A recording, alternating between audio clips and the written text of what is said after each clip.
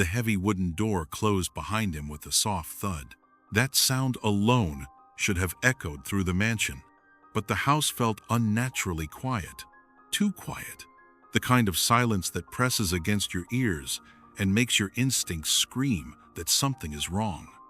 Victor Hale stopped walking. He had returned home 3 hours earlier than usual.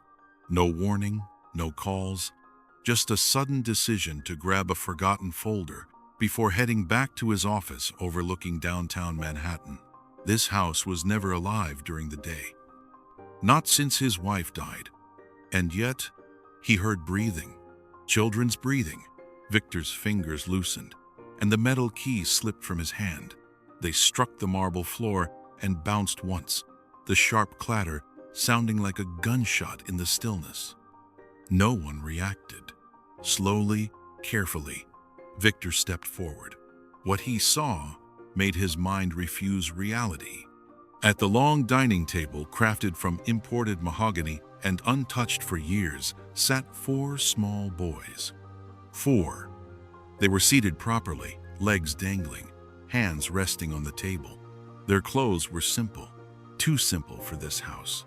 Matching blue shirts, light aprons tied clumsily around their chests. And beside them stood Lena, the housekeeper. She wasn't cleaning. She was feeding them.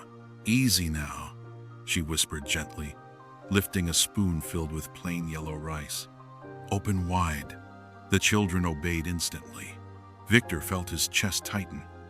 That table had once hosted politicians, cartel leaders, men who feared his name. And now, 4 toddlers sat there as if they belonged. When one of the boys laughed and turned his head, the chandelier light hit his face. Victor staggered back. That nose, that mouth, that unmistakable bone structure, it was like staring into a younger version of himself. His heart began pounding violently.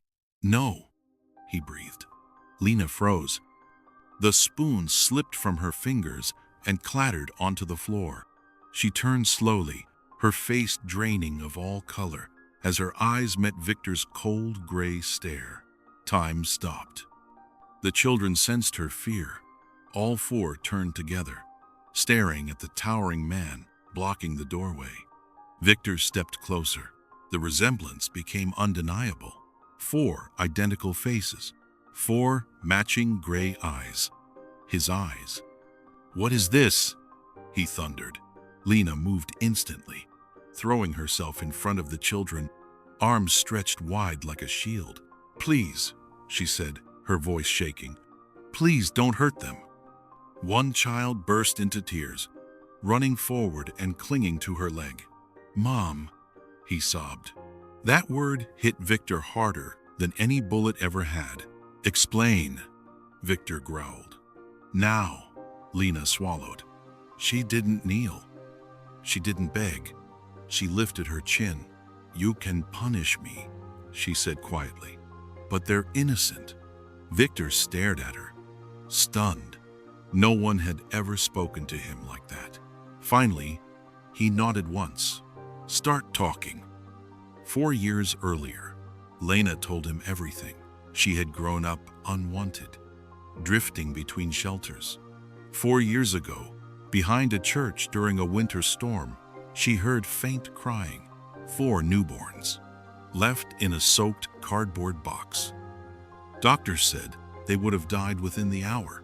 She raised them alone, worked any job she could find. Rice and water most days. No help, no protection. 2 weeks ago, her apartment burned down. She had nowhere to go. So she hid them here, inside the one house in New York. No one dared question. Victor listened in silence, but his mind raced. 4 children, exactly 4 years old, exactly like him. That night, Victor drove to see Dr. Keller, the family physician. He didn't knock. "Did anyone ever take my genetic material without my consent?" Victor demanded. The doctor broke down. "Yes," he whispered. "Your mother ordered it years ago." Victor's blood turned to ice. The truth.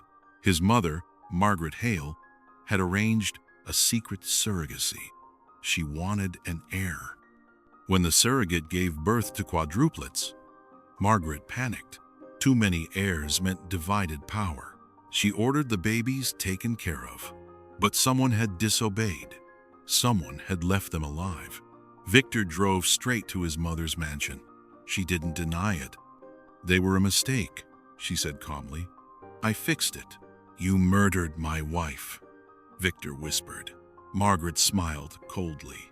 "She was going to tell you." Victor walked out without another word. The kidnapping. By the time he returned home, the mansion was empty. Lena and the children were gone. A message arrived. "If you want them alive, don't interfere." Signed, M. Victor's world exploded into violence. The city was locked down, traitors exposed, blood spilled. The basement.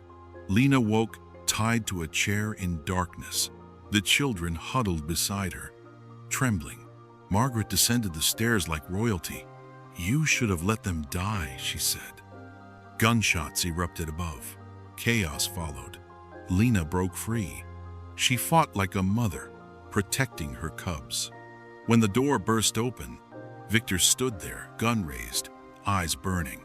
He pulled them into his arms. "My sons," he whispered. Justice. Margaret was arrested. Her empire destroyed. Her name became poison. Epilogue. Weeks later, Victor sat in a quiet room as 4 boys played on the floor. Lena watched from the doorway. "You didn't have to stay," Victor said. She smiled softly. "They're my children," Victor nodded. "And mine." For the first time, the house felt alive again.